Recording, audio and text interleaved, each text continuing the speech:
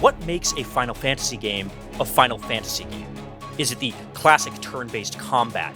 Is it whimsical characters like Moogles? Is it grand RPG storytelling? Or is it simply just the name? I think that's a question that fans are going to be asking themselves quite a lot with Final Fantasy XVI, a game that is sure to be the most polarizing entry in the franchise's history.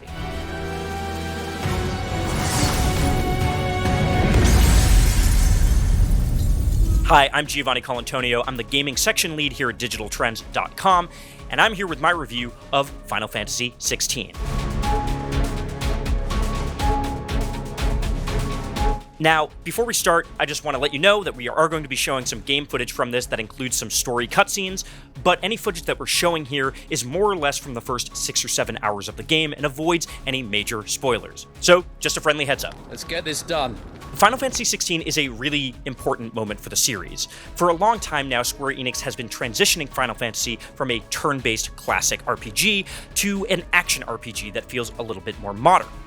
This game is the most confident approach at that yet, with a major emphasis on action and a major de-emphasis on RPG. That's something that creates a lot of tension within the game design in this, and we're going to talk about that a lot in this review.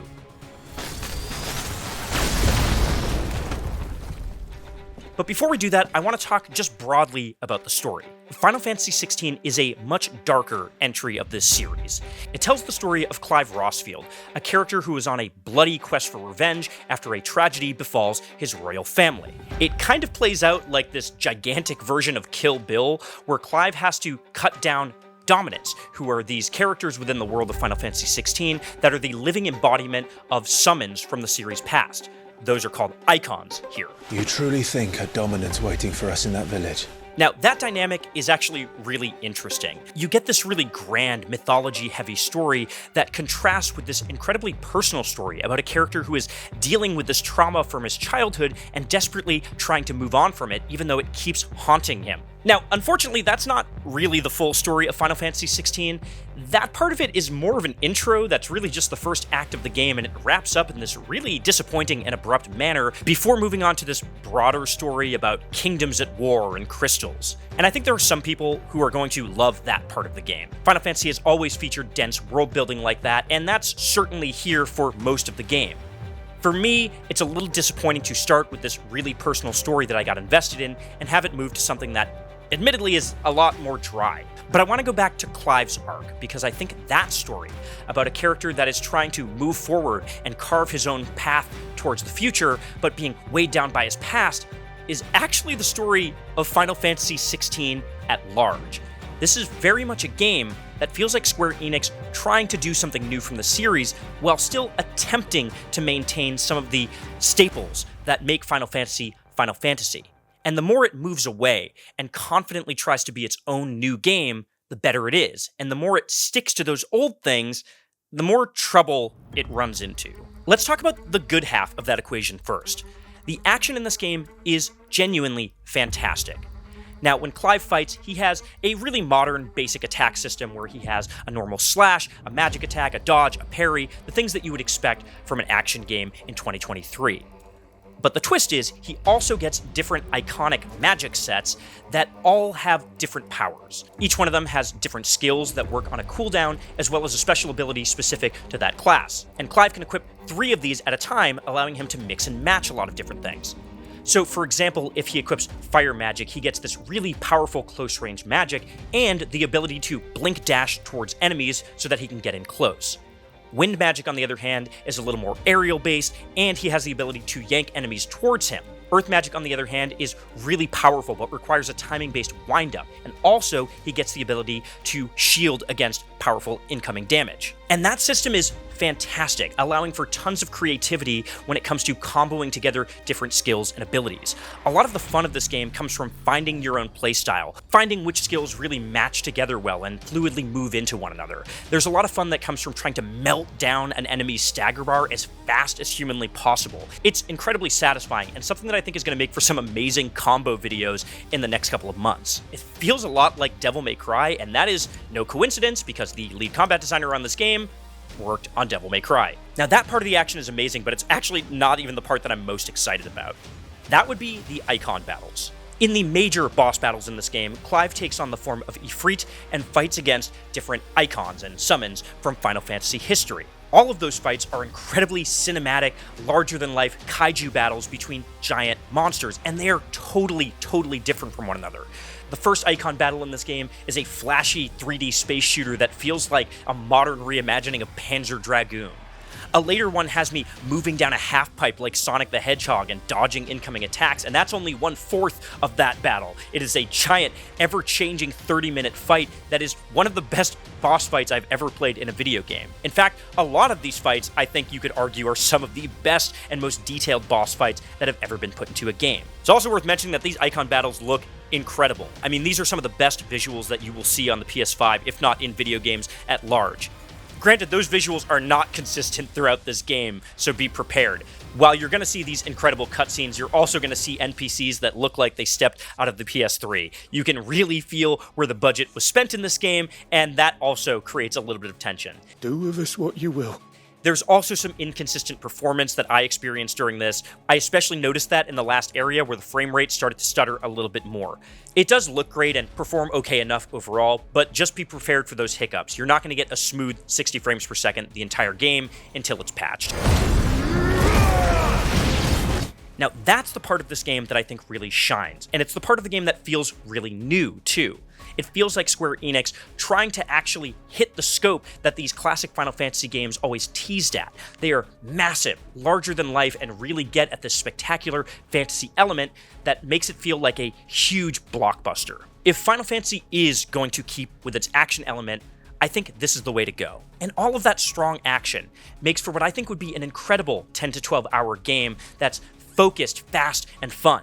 But unfortunately, Final Fantasy XVI is not 10 to 12 hours long. It is more like 40 to 70, and that is where some of the problems start to arise. So Final Fantasy XVI is an RPG, but I use that term very lightly to set your expectations. In fact, this is less of an RPG than God of War Ragnarok or even Street Fighter VI's World Tour mode. There's just not actually that much customization in the game, and you would think that wouldn't be too big of a deal, but it actually breaks huge parts of this game and turns them into a little bit of a slog. So here's an example of how the systems in this game start to break down because of these shallow systems. Clive has a couple of gear slots in this game. He has 3 slots for accessories, a weapon slot, and 2 clothing slots. Now, you would think that those weapon and clothing slots would give you a lot of room to experiment and build out your character in an interesting way. That's not actually the case. The only thing that's different about weapons and clothing is that the ones you get later will have higher stats than the one you get earlier in the game. So there's no reason to ever buy a piece of gear that's not just the one with the highest number. That left me with a wealth of gold in this game that I literally could not spend. And it's not like I could spend it on items either, because this game caps you at how many potions you can hold. For most of the game, you can only hold 4 potions and 2 high potions. You could not spend the money in this game if you wanted to. Now, in addition to that, there is a crafting system where you can make new weapons and gear and upgrade your existing weapons and gear. But again, there's not really a ton of reason to do that because you are only ever going to be buying or upgrading to the thing with the highest stats. So by the end of the game, I had thousands and thousands of crafting materials that I, again, literally could not do anything with. So that ends up being a problem for a couple of different reasons. For one, it hurts the exploration in this game. Final Fantasy XVI does have open field areas where you can go and explore, but frankly, there's no good reason to. For one, these areas are dated in their design. They feel like they came out of a PS3 game like the original Nier. There's just not much to see or do in them. You can fight some loose enemies to get a little bit of experience, but you're going to get most of your experience in the massive fights anyways, so there's not really much of a point to force yourself to level up. There's also not really a good reason to explore these spaces because any optional space that exists in these areas is only there for the sake of a subquest later on. There is going to be nothing in it until you trigger that subquest, and then there will be nothing in it after that. Now, the only other reason that you might want to explore is to find collectibles around the world, but you're mostly going to find gold and crafting materials. And as we said, there is not a good reason to have a lot of gold or crafting materials in this game, so there's not a lot of good reason to just walk around and explore. And this issue gets a lot worse with subquests, which are the most disappointing part of this game. Subquests in Final Fantasy XVI are really nothing to write home about. Most of them just have you talking to a dead-eyed NPC for a long conversation, and then you're asked to go to a field and gather a couple of materials and come back for a 5-minute conversation, or to go and do a 30-second boss fight and then come back for more lore. They're really just a way to get more world building into the game, and again, there might be some people who love that. There might be some people who just want to do a small, quick task and get more of those conversations about how this world works. But frankly, it just feels really uninspired. A lot of these subquests are just templatized and have you doing the same thing over and over again, to the point where they almost feel a little AI generated. And again, that might not be a problem if the rewards for doing these subquests were worth it. But the rewards for doing these subquests are largely gold and crafting materials. And again, as we said, you do not need more gold and crafting materials in this game. And that's a problem that goes throughout Final Fantasy XVI. There's just a lot of fluff in this game that is just there because an RPG needs to have those things, but they don't really function within a shallow RPG system. They feel out of place. It really feels like Square Enix wanted to build a pure action game, but felt that they needed these other components and half-heartedly put them in. It makes for an experience that feels like busy work. It's slow and it's plodding and just feels like a thing that I have to do to get to those cool icon battles. I have to find out, and I'm not turning back. Now, I think all of this is going to sit with players in a really different way, which is going to give this game a really polarizing response. But for me, I find the experience really uneven. I love what Square Enix is doing with action in this game, but a lot of other things feel like they're obligatory, like they have to be there because that's what we expect from a Final Fantasy game. And that's, again, where I go back to Clive Rossfield and his arc. He is a character who wants to push forward.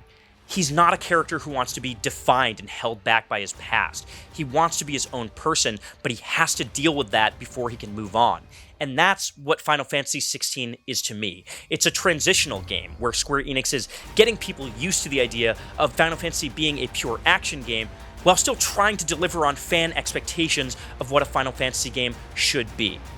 Personally, I think the Final Fantasy series needs to take some cues from one of the icons in Final Fantasy XVI, the Phoenix. If Square Enix just wants to make a new version of Final Fantasy that's all action and spectacle, I say that's fine. But you need to let the old Final Fantasy die so that the new one can rise anew.